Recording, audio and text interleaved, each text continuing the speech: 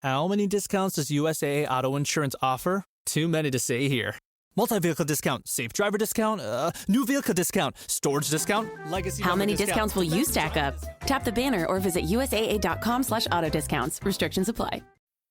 Whether it's a movie night or just midday, Skinny Pop is a salty snack that keeps on giving. Made with just 3 simple ingredients for an irresistibly delicious taste and a large serving size that lasts. Deliciously popped, perfectly salted. Skinny Pop, popular for a reason. Shop Skinny Pop now.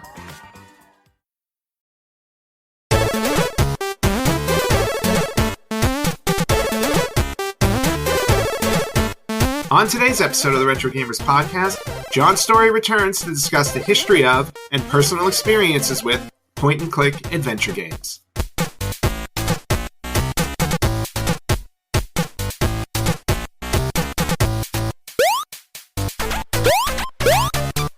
Hello, everyone, and welcome back to the Retro Gamers Podcast, your home for casual coffee table conversations on all things retro gaming.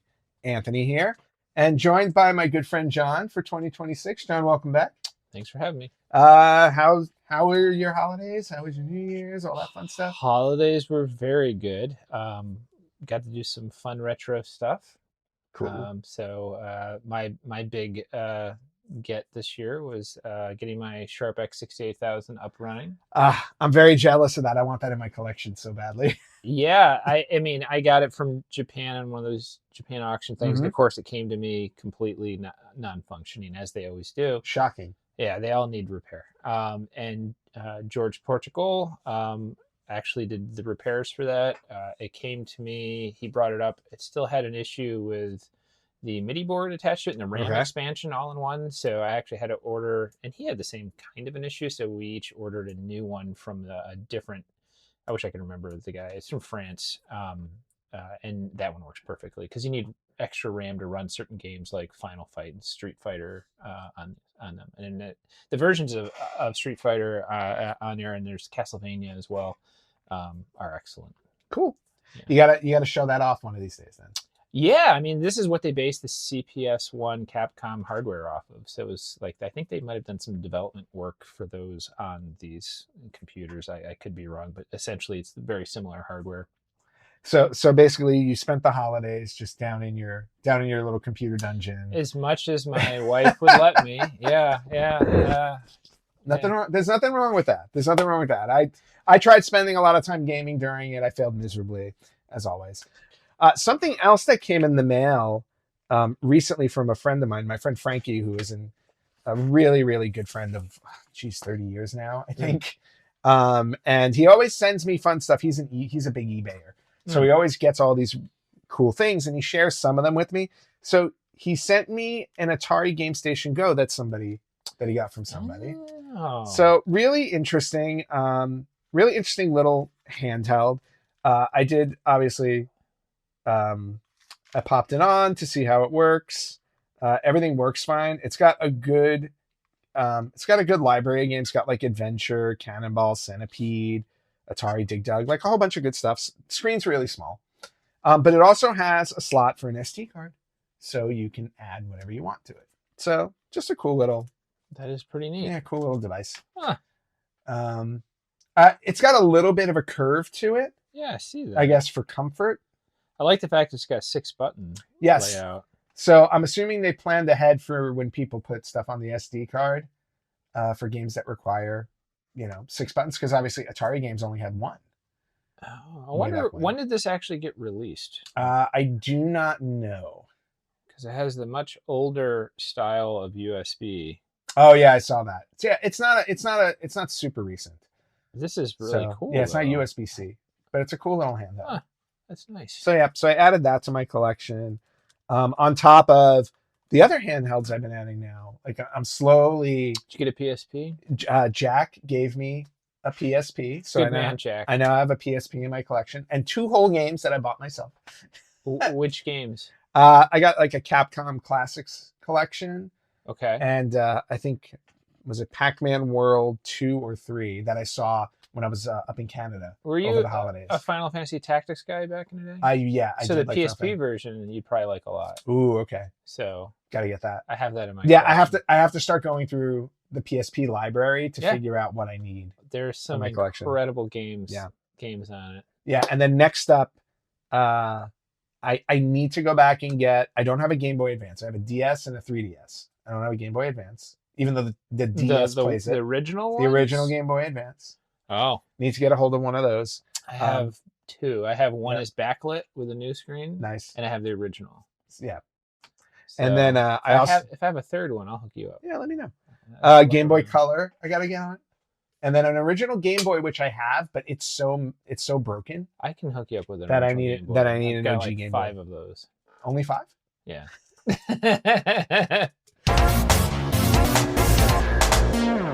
It's been a while since I've broken an episode into 2 parts. It's very possible this one may actually do that because it is a large topic. We're going to be talking about point and click games, not specifically point and click adventure games. I guess they're all kind of adventure games because there are plenty of point and click horror and like different genres and stuff like Well, that. I'm only going to talk about point-click adventure games. Well, I know because horror freaks you out. I totally get No, that. I've got some horror. Like I know. I have no mouth and I'm a scream is right up your alley. That's a point-and-click adventure game. Yeah, I know. And actually the I have that one. yes, Yeah. the documentary Terabytes that I had recommended a few months ago, and I had Richard Moss on the show talking about that.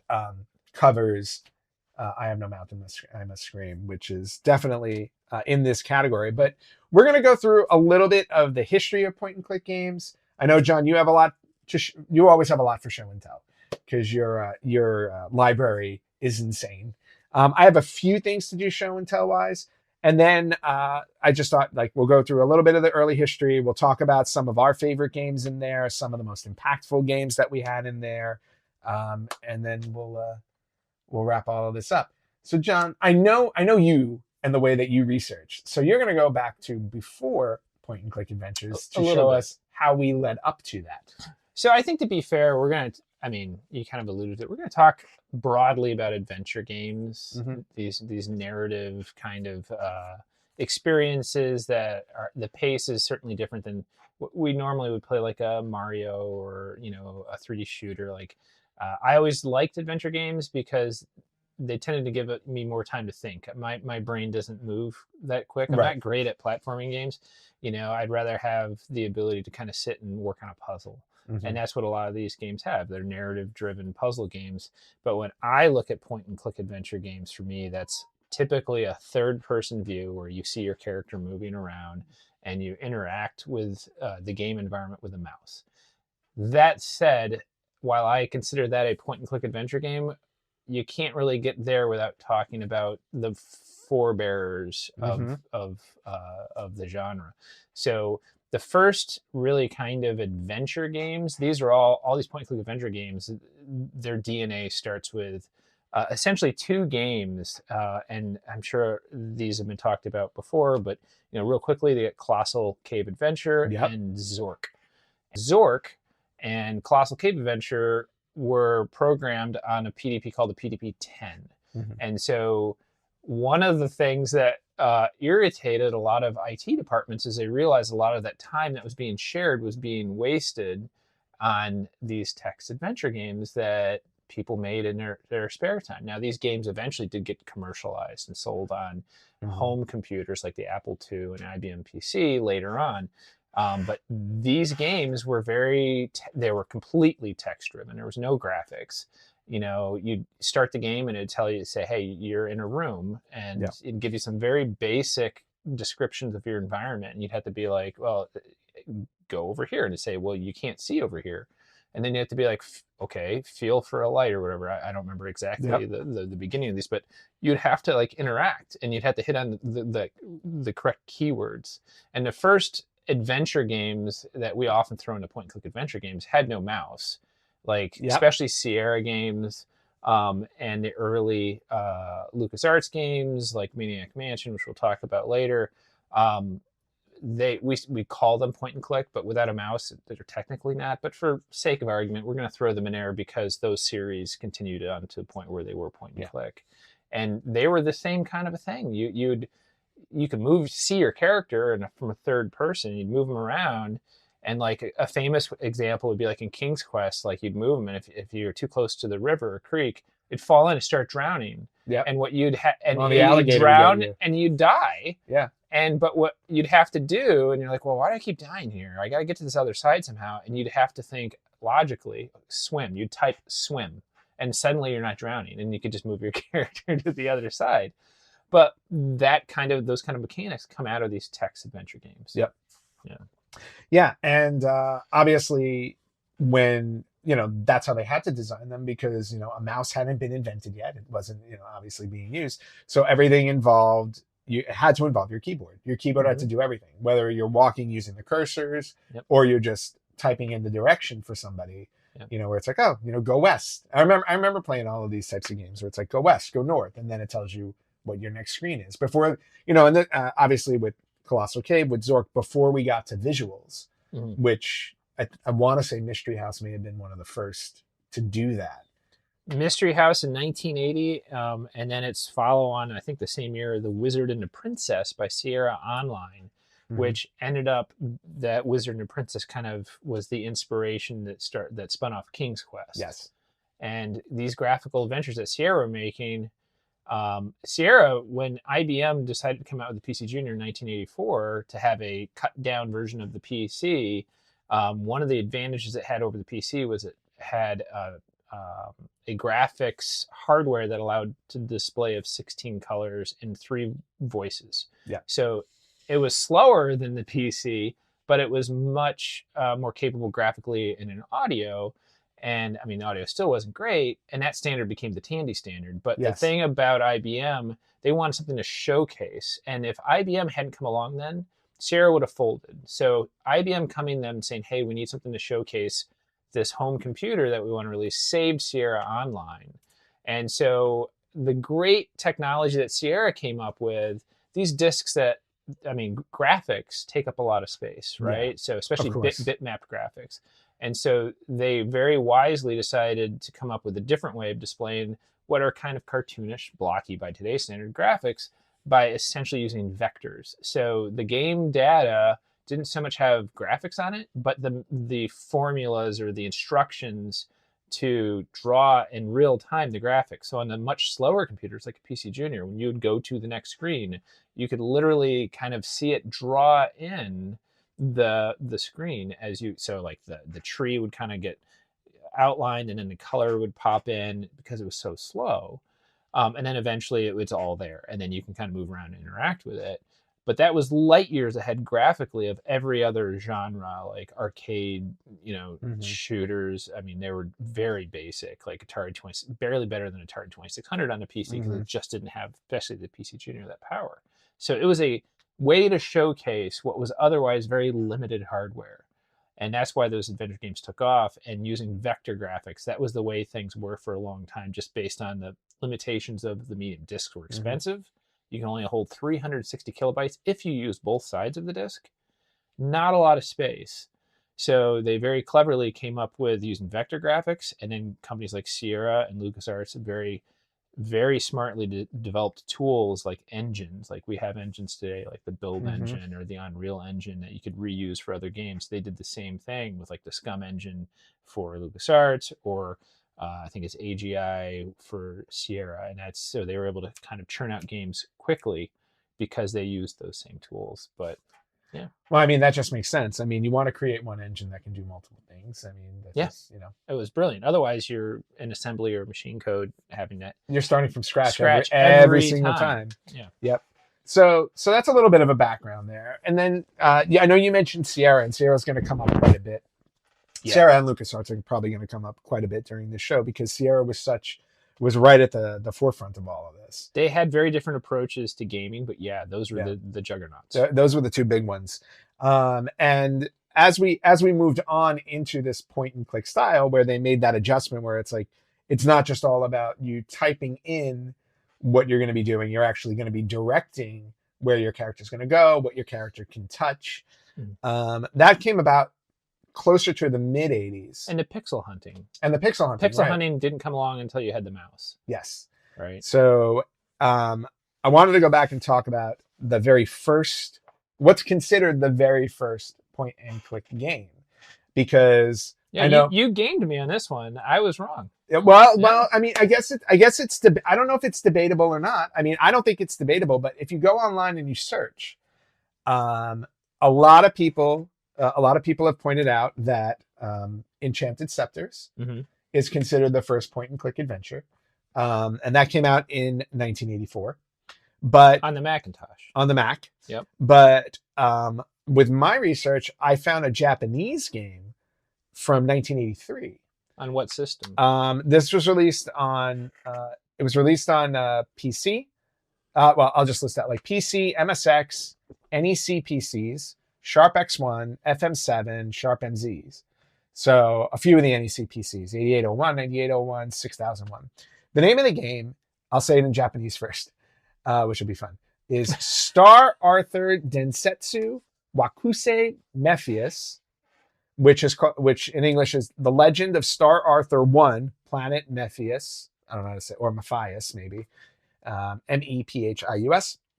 Was released in 1983, developed and published by T&E Soft, July 31st, 1983. It's a sci-fi opera set in the year 3826. The Galactic Federation is aware of is at war with the fleet of the Giamil Empire. Star Arthur, who is the player that you're playing, Star Arthur travels to the planet Mephius in search of the legendary energy sword. Sounds very Japanese. It's very Japanese. It's very Star Wars-ish. Yeah. Which, at that point, it's like you want to copy what's popular. I believe Return of the Jedi came out in 83. So it kind of fit nicely. And the reason why this is considered point and click, again, you had a limited number of action words or verbs on the screen that you can choose from to do things. But then after typing the action, again, there was no mouse yet, but you would use your cursor on the keyboard to select something in the environment that you can interact with. Mm. So based on that description for this game, it's the reason why, I would put this as potentially the first point and click adventure. Even though it wasn't mouse related, you still needed to use your cursor to search the environment to click on items. Okay, that's fair. I mean, I wonder which system that they targeted with the mouse, because like the MSX was not I'm sure there was a mouse, but I don't know if that was a common thing. I'd be curious which system they did that on first. Yeah. But again, we also think of point 83. We also think of point and click in the sense of you need to have a mouse to do the point and the click. Yeah. But if you're using your cursor and hitting enter, that's still pointing and clicking. You're right. So I didn't even think about that. Yeah, you could have totally done that. And while we're talking about the Japanese, I mean, it's important to remember that the Japanese took a lot of influence from American game design. So, like, if you look at the DNA of JRPGs, there's a lot that they borrowed from series like Wizardry and Ultima. Oh yeah. And it's no different with adventure games, like, going back to the purely text games like Hitchhiker's Guide to the Galaxy. This is a text adventure game, like we were talking about, pure text. This style of game was popular in Japan, and as they started to adopt kind of similar mechanics for their adventure games, they kind of started to see that there was a big market. Like, there was much more of an interest in narration, and they liked the graphics that were coming with games from like Sierra and LucasArts, and a whole genre popped up in Japan that, to the best of my knowledge, was never popular in the United States, and that is the visual novels. And there's a lot of similar DNA with the visual novels and adventure games, and that's like too big a discussion to have here. And frankly, it's not an area where I've had a ton of experience, but I know they're huge in Japan. And a lot of it is just stuff that doesn't necessarily translate well here. No. Like dating visual novels. And, the dating sims and all that stuff. High school romance, and yeah. Oh yeah, they have a ton of those games. I'm always amazed by how popular those actually are, because they make so many of them. But there are some good, like, horror-based kind of, I don't know if this falls in, like, Dead of Brain, I think is the name of it, which was big on the MSX. I think there was a PC Engine, which you can now has been translated in English, which I think people on Etsy are selling.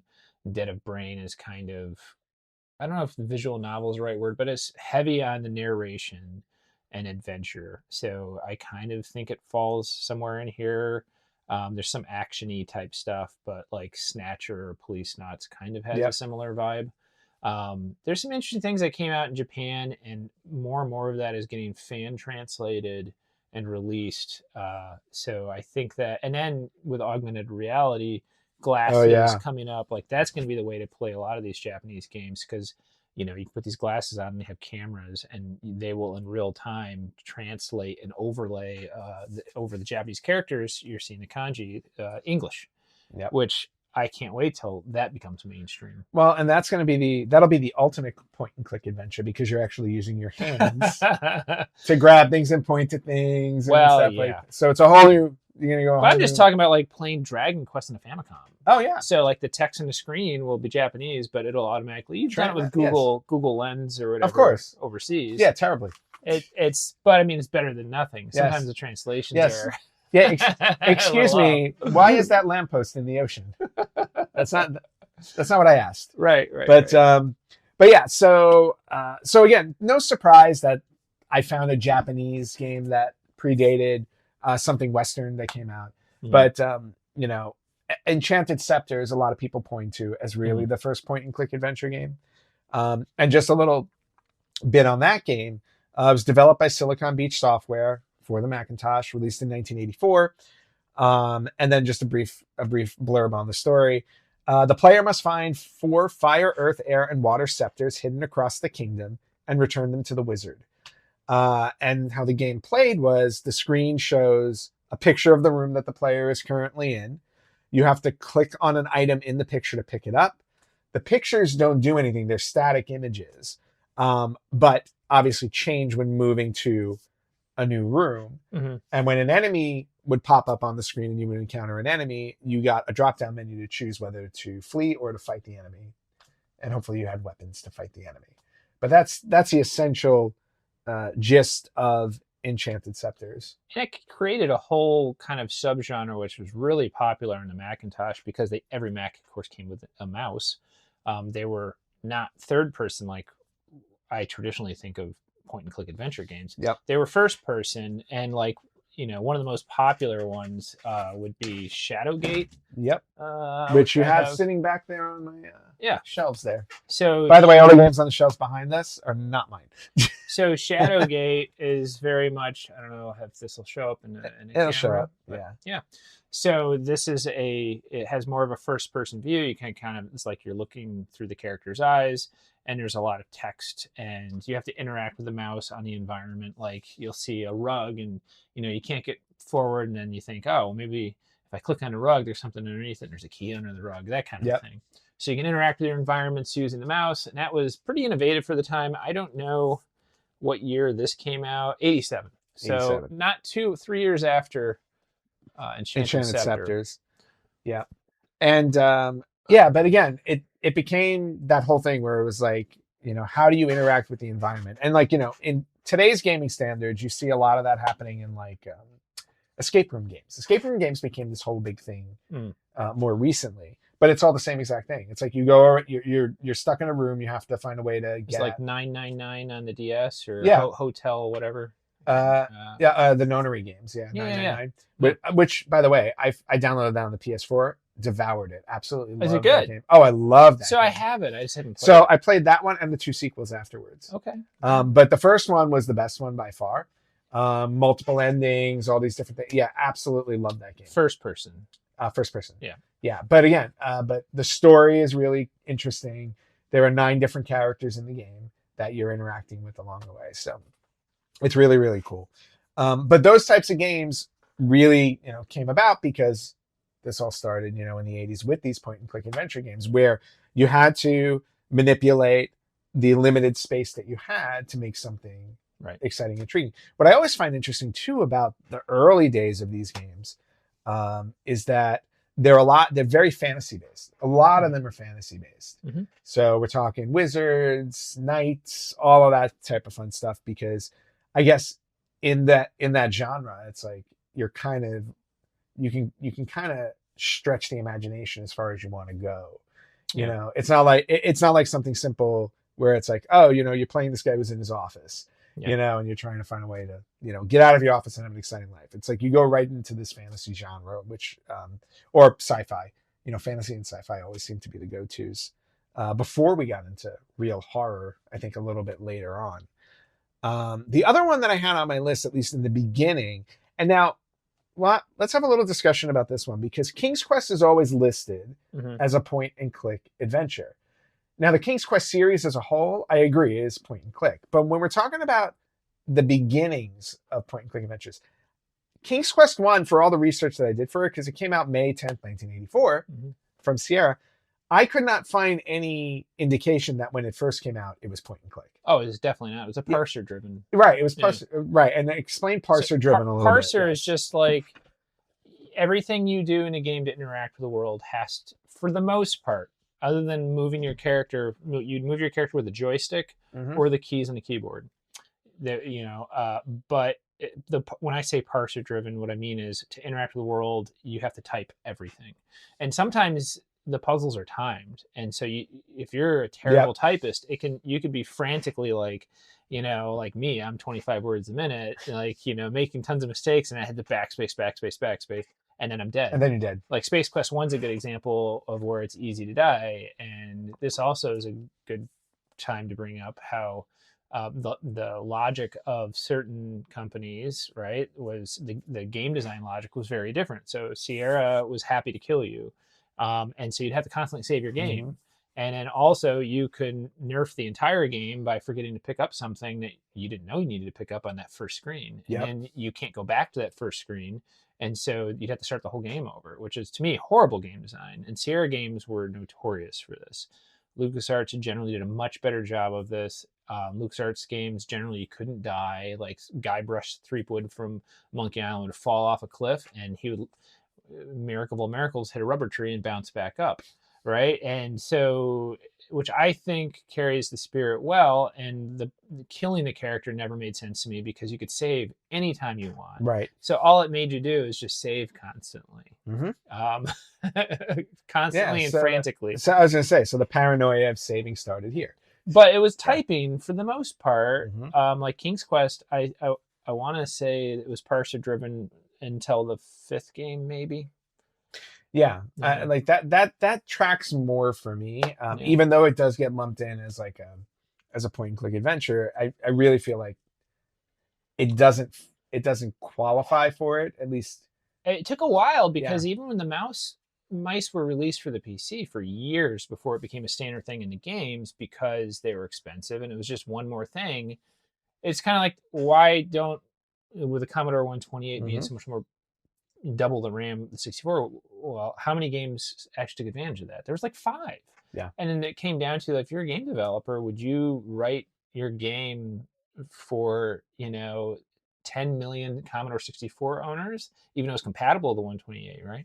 Or would you write so it's required to have 128K, and then you're hitting like 500,000 users? I don't know the exact numbers, but so it's the same thing with the mouse. It's just, for a while they wanted to wait until it got to a point, and then it where became like a mouse, right, because it wasn't as easy to make that an optional thing. Like some things they could make optional, like sounds. So Sierra was a pioneer in creating music optionally. Most computers only had a PC speaker, just one sound channel, beep, beep, beep, beep, right? And it'd make very crude sound effects and music.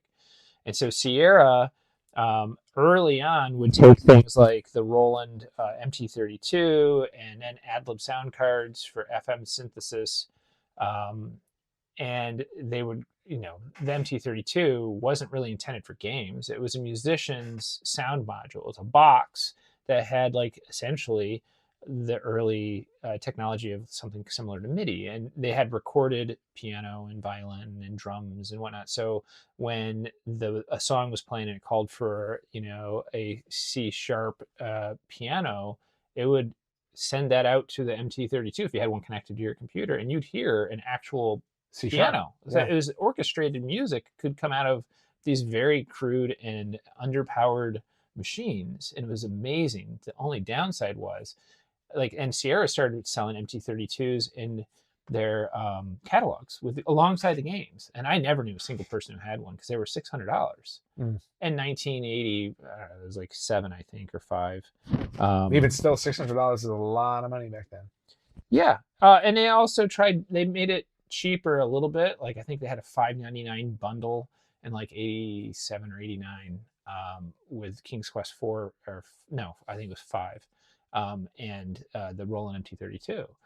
But again, I don't know a single soul who had one. So fast forward to today, these were, because I would set up my game, install my game, and always ask what kind of sound. I always said PC speaker because we didn't have any sound cards in our computers.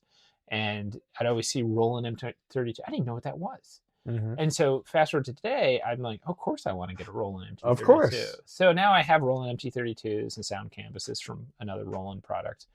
And it's incredible. Absolutely incredible. You could do an entire thing on like computer sound, like the way like Commodore approached it, Atari approached it, and then the pitiful PC sound for the longest time. And that'd be an interesting show, I think. All right. Well, thank you for giving me future topics. Yeah, there you go. All right. But circling back to I'm sorry. where we are with point and click, that was that's okay. We segue all the time on this show. Moving away from King's Quest, one last thing to point out about King's Quest that I wanted to say is that I didn't realize that the King's Quest one earned the distinction of the first 3D animated adventure game. I had no idea that they had christened it that. So, well, I mean, I guess you could move 3-dimensionally within a scene. Well, yeah, because in scenes, like if you remember the very first, it wasn't a plane. It was no, but if you remember the first scene, like you moved up and down, but you could also go like behind the tree if you wanted to. So like that, they consider that 3D. So, sure, yeah. So hey, way to go, Sierra. The Retro Gamers Podcast is brought to you by Old School Gamer Magazine. Sign up for as little as $20 per year for 6 issues that include feature articles, interviews with retro programmers, new and old product reviews, and more. If you look carefully, you'll even see an article or two penned by yours truly. You can head over to oldschoolgamermagazine.com/retrogamerspodcast and sign up so they know where you heard about it. Old School Gamer is dedicated to you, the old school retro gamers, from the arcades to your home. Moving on from the very early days, John. I know now, like, I want to start getting into talking about more impactful, because we can talk about a million point-and-click adventure games. Sure. And when I say impactful point-and-click games, I mean either games that were impactful in the sense of the genre itself, or games that just were impactful for you personally. Because I enjoy point-and-click adventure games, but I will say my experience with them were kind of spaced out in terms of when I interacted with them. Like my very first interaction with a point-and-click game was King's Quest. I can't tell you which one it was. Like maybe it was 5 or 6, whichever one it was. But that was my very first point-and-click game. So that's why like it always comes to mind when I hear the words point-and-click. My brain goes to King's Quest. That's interesting. And it's a lot of people's first point-and-click adventure game. But I didn't have much exposure to that except for on a PC Junior at my uncle's house in the early 90s. He had this old PC Junior, which by then was ancient. And I thought it was still pretty cool. Yeah, see, and my Commodore 64 was the first one that I had. In fact, this is not my OG, of course, but right here you'll see I still have my little CD binder. These are all the PC games I have left that I kept from a long time ago.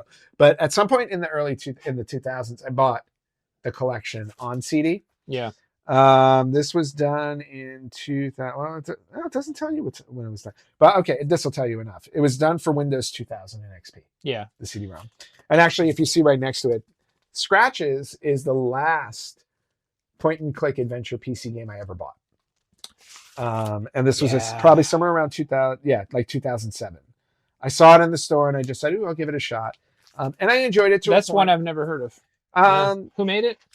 This was done by Nucleosis. Nope. And Got Game Entertainment. Oh, Got Game, yeah. But you'll find like with a game like this, I feel like it just copied other games. Like you'll notice the story is very familiar. It's like writer goes to a mansion and starts uncovering some supernatural mystery-esque kind of thing, which will send you straight to Phantasmagoria. Yeah, I was going to say, it sounds very Phantasmagoria. Yeah, so the reviews on it were not the best, even though on the disc itself. It says Game of the Year from Just Adventure. They declared it Game of the Year. So this is a good segue here real quick too. Like these collection of King's Quest. Yes. These probably will only work on XP or 2000. Correct. Because they're not the original versions of the game. They're probably emulated through some kind of a DOS emulator, right? Yeah. So moving forward to today, and I was going to save this for later, but this is a good reason to bring this up now. There is an emulator called ScumVM. Oh, yes, I've heard of that. So ScumVM is phenomenal. It's on pretty much every platform you can think of. It is on everything. Like even Amiga OS, I think, has ScumVM, but you can have it on your iPhone, Android, your PC, and it supports over 150 games from numerous different, I think you can play Blade Runner on it, all the Sierra and LucasArts games on it, and that point and click, you essentially can move a mouse cursor around with your finger on a phone, and I think maybe you might need a plugin, but I think you can do things like emulate the MT32 on it. So if you want to know what that sounds like, you can do it through ScumVM, I believe. Oh, that's cool. And DOSBox has similar capabilities, but ScumVM, I think, is a little bit easier to get up and running. So if you want to try some of these games out, and some of the games have gone public domain, like, let's see. Such as? Beneath as you search through your endless supply. So Beneath the Steel Skies, I believe public domain now. It's free. This is a very good game. This was made. Who made this? Was this Westwood? I can't. No, Virgin. Virgin made it. It's right on the front. So Virgin made it. Very, very good. Kind of future. You're in the future as opposed to like a fantasy thing. So it's kind of a dark dystopian future. So you could do it through ScumVM. So. I was going to say, those were your two. It was either fantasy, where you feel like you're in the past, or it was like sci-fi future. Yeah. Do you remember the first point and click adventure game that really grabbed you, or that you had? I do, 100%. And you have it here, I'm sure. Well, I don't have the version, so we have a lot of remasters today. Of course. You can play the same game on, like, what's the one on the PS3, PS4, PS5? And they have a TV show. They have a TV show? Yeah, it's a zombie mushroom thing. A zombie mushroom thing? Yeah. Walking Dead? No. Last of Us? Yeah, Last of Us. Thank you. Like, they remaster the heck out of these things. Of course. So Sierra, back in the 80s and early 90s, they made a lot of adventure games, and the ones that sold well, or they deemed their marketing would do very well, like this is a good example, Quest for Glory 1, they'd remaster. So this is the VGA remaster. Nice. The original was CGA and EGA. It's just VGA and EGA for the remaster, and it moves it to a point and click and away from the parser. Right.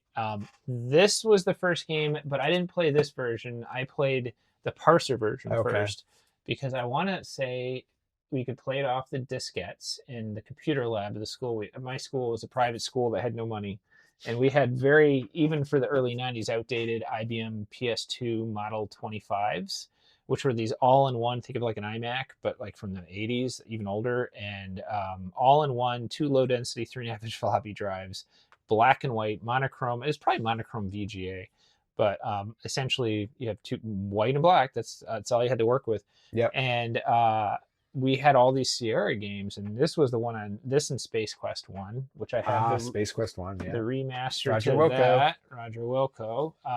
Excellent games. The great thing about Quest for Glory, and this was probably 1990, 91, I played that, was it incorporated aspects of RPGs. So you had stats to deal with. You can play as a fighter, a thief, or a mage. And you had to do some grinding. Like there are certain things you'd have to like climb up to the thing to get whatever thing, whatever item to further the story, but you couldn't do it unless you had a climbing skill of whatever. And so you'd like literally have to go to a tree and say climb tree, and then you see him scramble and you couldn't get up it, and you do it like 50 times and you'd see your score tick up. You also in that series could keep your character and move them into the next game. So there's like I think 5 Quest for Glories, and you can keep your character, and say you're a magic user, you keep all your spells and stuff. So you start the second game with all of your stats and your spells intact. And to me, that game you're essentially an adventurer, shows up in this valley in this vaguely European, like medievalish kind of generic medieval valley, and you'd have to go to like the guild, Adventurers Guild, and that's where you would essentially further the plot of the entire thing. Like, the Baron's daughter's been kidnapped, and then there's also this evil witch, and there's this, and the valley's closed off because of these brigands, and like you've got to figure out how to do all this stuff, and you fight through these very crude action sequences. So that's another thing that people forget. It wasn't just pointing and clicking. No. There were action and like mini games that were built into a lot of these things. And I'll be honest, the fighting in this is not great. No, I was going to say the fighting is probably the weakest part of a point and click game, because there really is not much you can do. Well, the engines just aren't really designed for that kind of action. Yes. So, if you're going to play Quest for Glory 1 and you don't want to deal with the wonky fighting, my advice is to play as the mage, and then you can do a lot through spells. Just through spells and and that's kind of the way to go. Although I would argue the most fun way to play that game is as a thief, and make sure, because you have a few points that you can play with when you're setting up your character, that you put like 5 points to magic, because then the thief can do some of the spells. Oh, that's cool. Quest for Glory 1, I spent an inordinate amount of time. As much as I like Space Quest 1, I think I probably liked that one even more. I played that so much. We called it Heroes Quest is what we called it, not Quest for Glory, because when they first released it, that's how they named it, and they forgot to trademark it, and there happened to be another game called Hero Quest. Yep. And then they switched it to Quest for Glory. So they had to go to Quest for Glory, because all the Sierra games are like, Space Quest, Police Quest, King's Quest, and so it made sense to do Heroes Quest, but they couldn't do it. Oops. That's just an oops on their part. That is an oops, but that was probably a foundational game for me. And once the adventure genre kind of died, thank God we still had RPGs, and they were going strong. They were. I mean, if anything, RPGs kind of took over. They did. They really did take Baldur's over. Gate kind of picked up the slack for the death, because adventure games largely died out. They didn't die out. They never died out, but they ceased to be the dominant genre in 97. Yeah. Well, before we get to 97, we're still back up. We'll back up. We're still in the 80s. So aside from King's Quest, wherever I played it, I don't know where the heck I played it. Now that we talked about it, the game that really hit me first on console, because I was a console player more than I was a PC player. But the first one that hit me on console was Maniac Mansion. So this is where I got a deep dive into what a real point and click adventure was like. More so from a really cool perspective, because it had like Maniac Mansion to me was like a little sci-fi, a lot of sci-fi, a little horror in my opinion. But I just loved the concept of that. And on Nintendo, there weren't really a lot of games that did a point and click style. And credit to LucasArts for releasing that. I can't think of many. Yeah, exactly. Like off the top of my head, Shadowgate was King's on there. Quest. I think I don't know if King's Quest 5 was on there, I think King's Quest 5 was. I don't know if Shining in the Darkness was more of a dungeon crawler, I think, than it was point and click. But there weren't a ton of games on there. How was it on the NES though? On the NES, I thought it was great. I mean, you used your cursor, and actually, it's one of the ones I have to show and tell. But here's my copy on the NES. It's not the best copy. It feels like it got a little bit of water damage to it, and it's not a great publisher. Jellico. I don't think that they're renowned for their games. I used to grow up calling them Jellico. But actually, when you hear it in their Japanese commercials, it's Jellico. I'm very intrigued. I've never played this. Yes. So, and I do love on the back. I mean, if you want me to be interested in the game, just write, "Why is there a chainsaw in the kitchen?" I go, so I will buy any game that asks me why there's a chainsaw in the kitchen, or any other weapon for that matter. In a nuclear reactor in the basement. Yeah, exactly. And why disembodied tentacles hopping around? You know what? These are questions that need to be answered. It's very B-movie sci-fi. Sci-fi, which at the time, of course, was right up my alley, because this was the 80s and there were so many B movies out there, although I was more of a B horror movie guy. Yeah. B sci-fi was right there. And again, LucasFilm, Lucas Games, which put out quite a good number of games. I mean, at this point, this was when they were doing their heavy hitting, but an absolute 1990. This came out in 1990. That's why I'm saying I King's Quest hit me before this, because this came out in computers. I don't yeah, know what year, but well before that, I think. Oh, it definitely did, and it was based on the original Lucasfilm games, and then I don't know if you know this one, but see the TV version on the Family Channel. There was a television show based off of I have heard about it. Yes, but I've never seen it. I've never seen it either, and I want to see it. So, but is it on YouTube? It has to be on YouTube. I'm gonna have to find that. We're gonna have to search. We're gonna have to search that out, especially because like I loved playing this game. I played this game so much. We could MST3K that. Yeah. Oh, that would be fun. Yeah, that would be fun. That'd be fun. But I will say, when on the NES, I don't think I ever beat it, and I'm not sure if I ever beat this game because I don't remember the ending. I used to always get stuck. I always feel bad to say because I played its sequel, which I love. Day of the Tentacle. Day of the Tentacle is incredible. Everybody talks about how fun it is. That game, I remember getting that when it first came out on my computer, felt like a cartoon, like an actual interactive cartoon. Same thing with Full Throttle. But I feel terrible to say I've never really played that.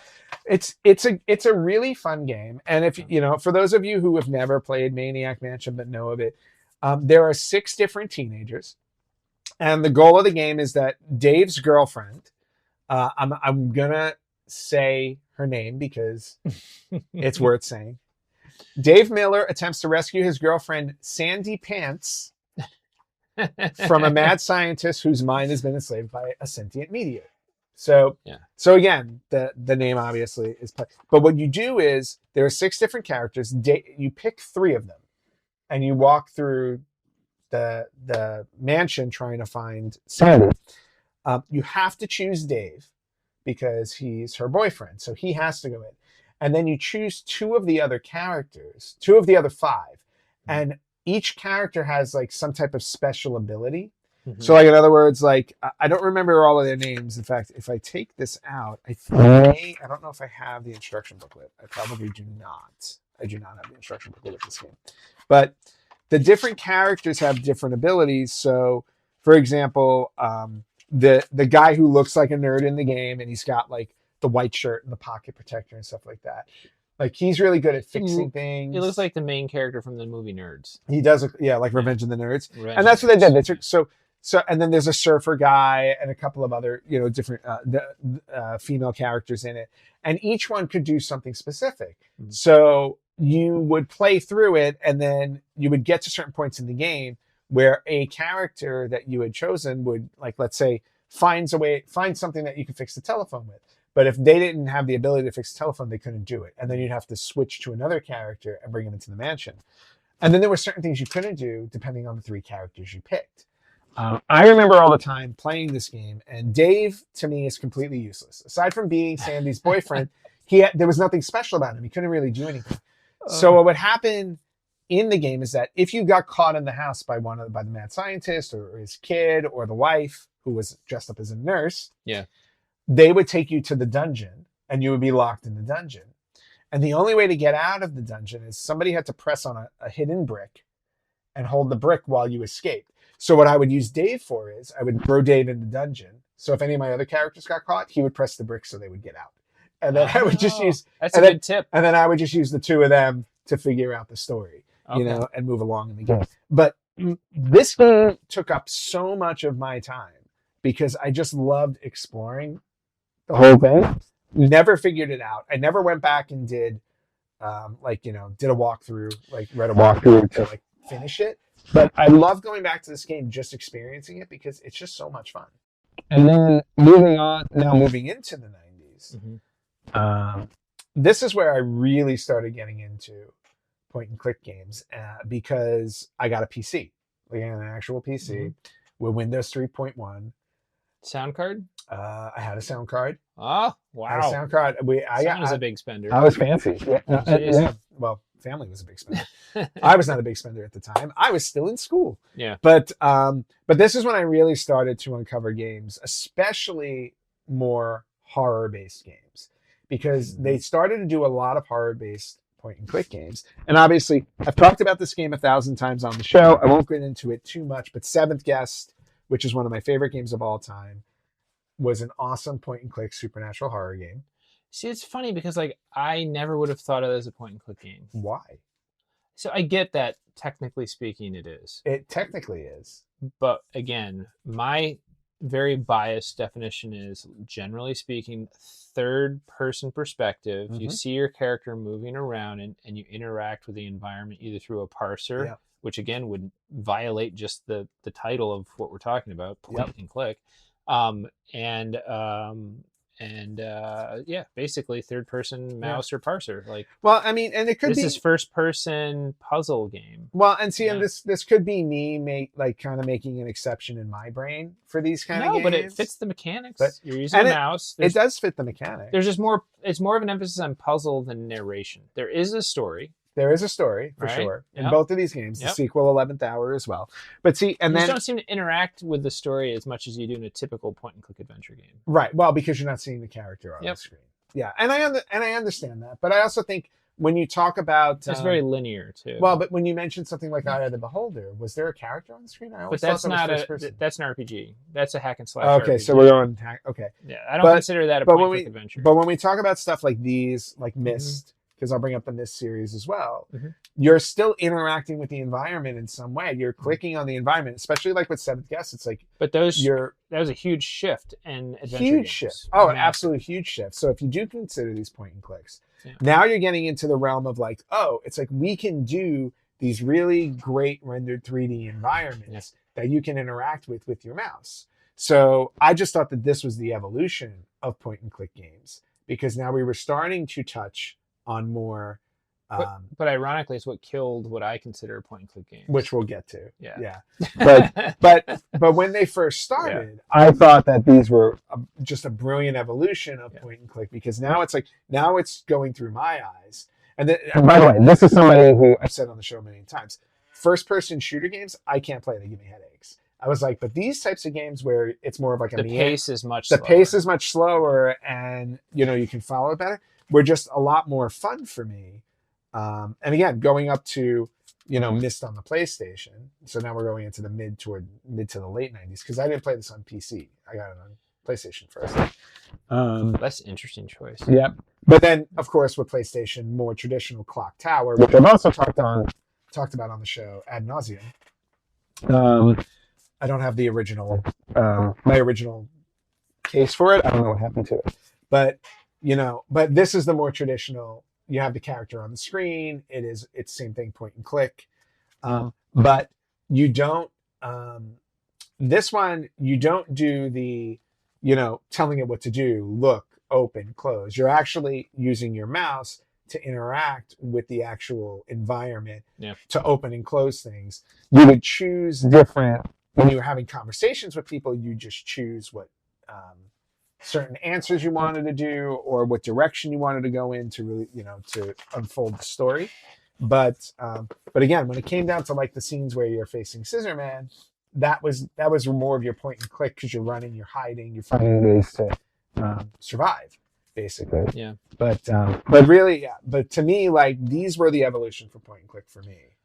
I think photorealism and video, because they saw the CD-ROM, which was a relatively new technology for computers, for video game systems, as like, oh, we got this great new ability, whereas we were restrained by the size of floppy disks before, which by the early 90s became a big problem, right? Yes. Because remember I said at the beginning of our discussion how, adventure games, point-and-click adventure games generally use vector graphics to draw the scene, and that was based on economy of disk size, and and then eventually computers came along. Instead of 360K disk drives, they had the high density 3.5, which was 1.44 megabytes. So I mean, that was an enormous amount of space, which is great for vector graphics based games. But at a certain point, computers began to be shipped with VGA graphics, and that got to a point where more people had VGA than not. And so then there was a massive shift in the adventure game genre to bitmapped graphics, where artists painstakingly created each screen with beautiful, like kind of hand-drawn graphics. I mean, hand-drawn typically on an Amiga or something digitally, but these beautiful games suddenly ballooned in the amount of space they took up. So an Amiga, which was like the gold standard for years for adventure games, they had a low density 3.5 inch, so 720K discs, roughly, give or take, or maybe 800K discs. And you would get a game like Monkey Island, and it might come on 12 discs. And you didn't have a hard drive, you're like disc swapping like crazy. So the CD-ROM was great. And like the first Sierra game, I think, that switched to bitmap graphics was King's Quest V. And the graphic fidelity of King's Quest V versus King's Quest IV is like night and day. It's just gorgeous. Yes. And you saw LucasArts doing similar things as well, like with Monkey Island was a big hit for them. All three of those games were just beautifully presented. And then, you know, as you moved into the 90s, their games became more and more cartoonish, took much more size, and then everything switched to CD-ROM because there were advantages. Like now, instead of synthesized music, you can have Red Book audio. So you could take like Full Throttle, which had a phenomenal soundtrack, and pop it in a CD player and listen to tracks on your CD player.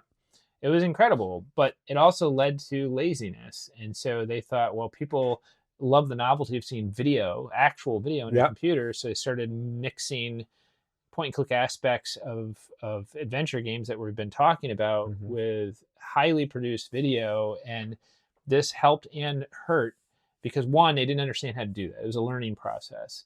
Two, it was ridiculously expensive. Instead of teams of 6, you had a game of like Phantasmagoria, which ran into the millions of dollars and years of production. It actually did turn a profit, but hundreds of people to produce what was a handful of people producing before. And so the adventure genre, the point-and-click adventure genre, killed itself. Well, yeah, because they were, but because of technology. Well, I was going to say, because of technology advancing and because they wanted to take advantage of that technological advancement. Because if you think about it, the genre always did. Well, the genre always did, but they wanted to make sure that they were keeping up with everybody else because they didn't want to fall behind. And again, the ones I showed you, like Seventh Guest, 11th Hour, they were some of the earlier ones that took advantage of that full motion video.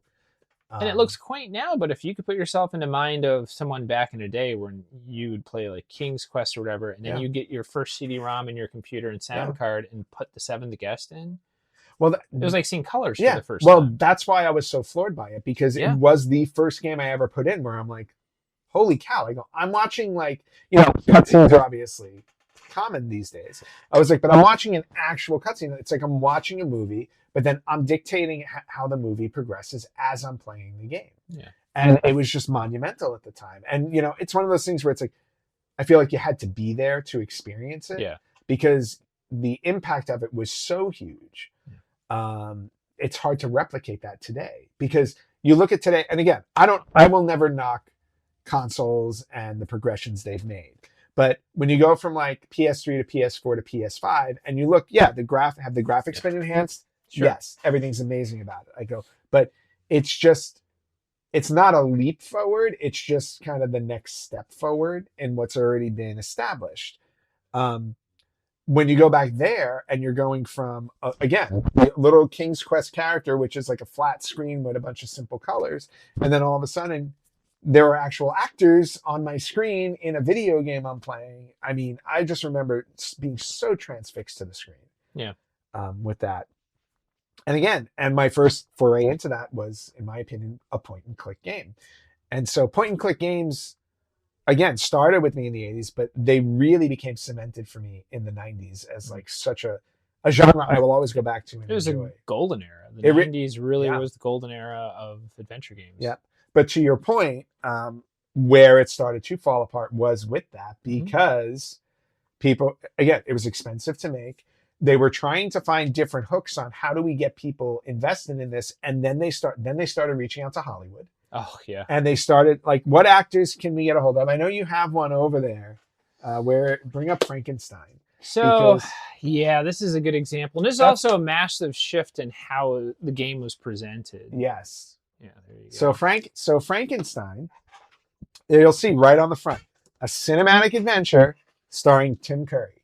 So they started to go to Hollywood and they started to grab John Rice Davies, Everybody. The Ripper is another one, which Christopher Walken, which starred Christopher Walken, and a couple of other actors were in that too. I can't remember. Daedalus Encounter is another one with Tia Carrera. Yep, Tia Carrera, and then, fresh off of Wayne's World. And then with even Full Throttle.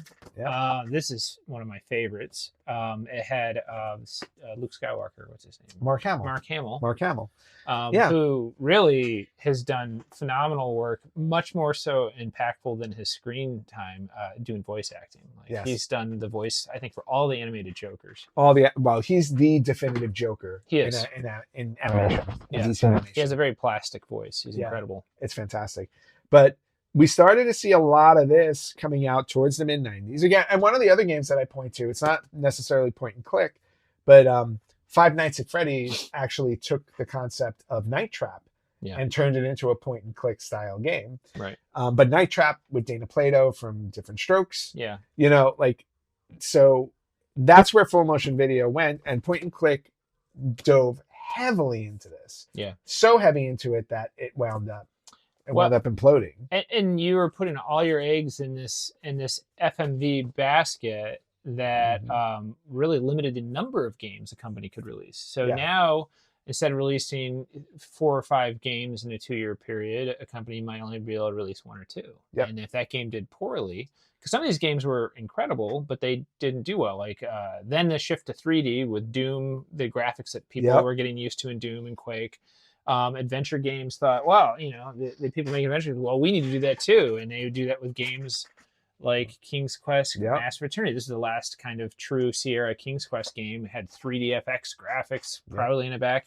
And it made for a very, very clunky, partially adventure game, partially action game. And it was pretty awful, frankly. But there were some companies that managed to pull it off. Like LucasArts did a great job, but then they didn't sell. Right. One of your favorites. Grim Fandango? Yeah. Grim Fandango was phenomenal.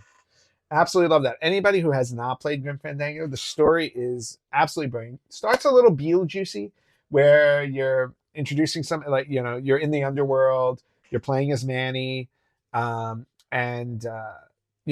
it's like a film noir detective story. And it's so much fun. And the graphics are amazing. They're colorful.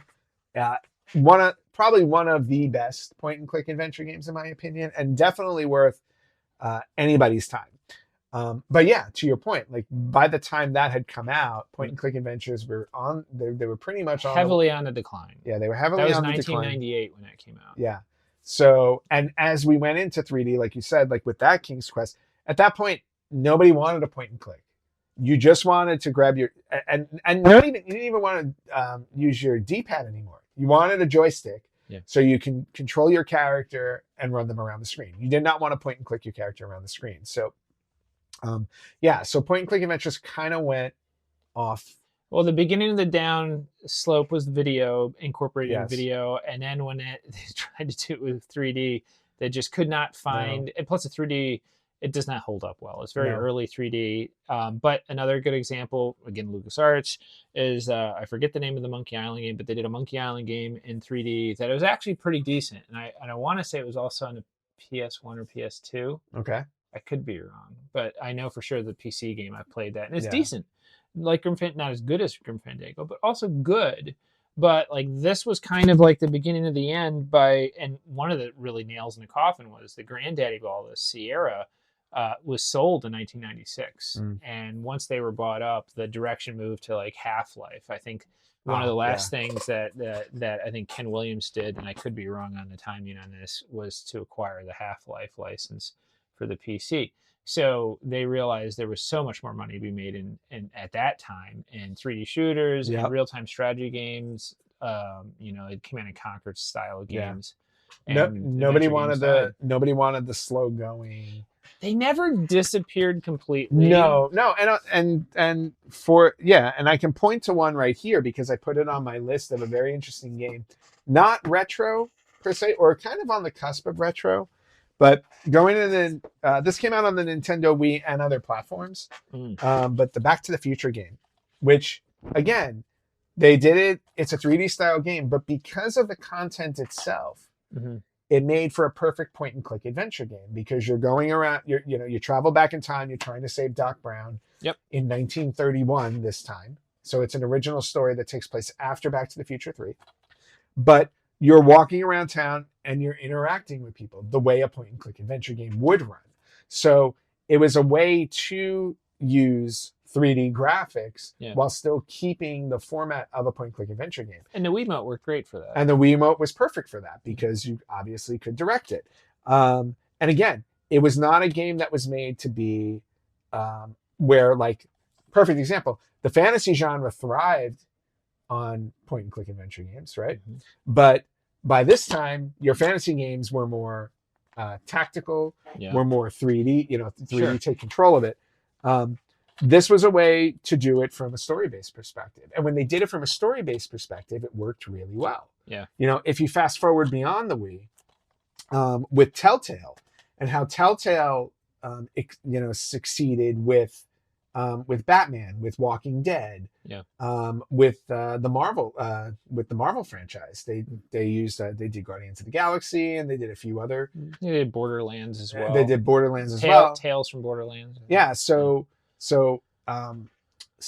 Telltale found a way to succeed with that for like a decade, and then of course it wound up falling off, and they went out of business. But some of the traditional PC adventure game, series managed to limp along. I shouldn't say limp along, like do fairly well. Yeah. So like Broken Sword series, here's the first one, Circle of Blood. This came out in 96, towards the tail end of, the year Sierra was sold.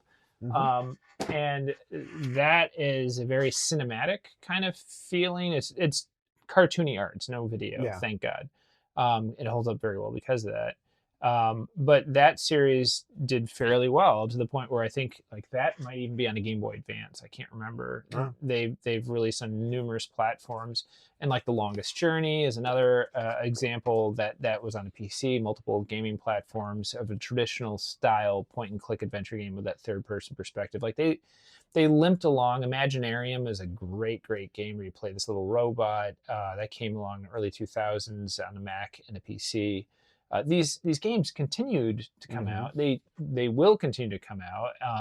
And I don't want to be remiss. I should have written this down before, but there have been homebrew developers that have taken, we talked about remasters. Well, Sierra only remastered a handful of games. So like Space Quest 1, Quest for Glory 1, but King's Quest 2, 3, 4, nope. There's the sound quality is not great. The visual quality, again, kind of by today's standards, not great.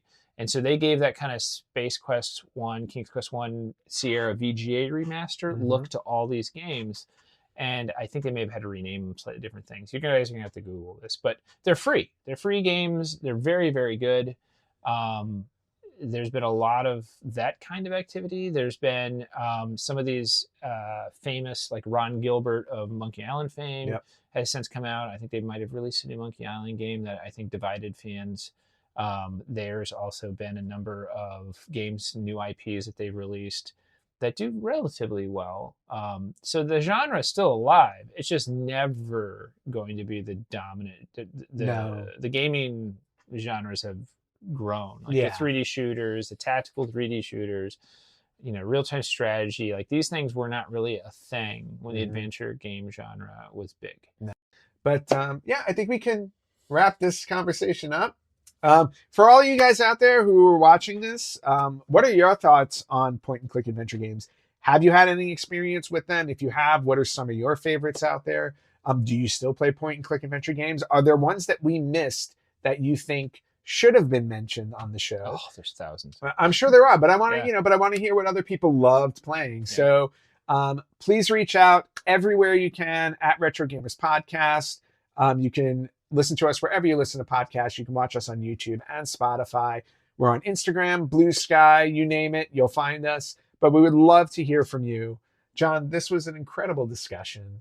Good times. And I can't think of anybody else I could have this discussion with aside from, you, because you've got such experience in this. It's got to be my favorite genre of games. So for that, thank you so much for being on the show. Where can people find you? I know you're out there somewhere. Oh, man. NY Retro Tech I have a Facebook page, Yeah. and it's basically a collective of people are into retro games, retro electronics, retro media like Laserdisc, things like that. Yeah.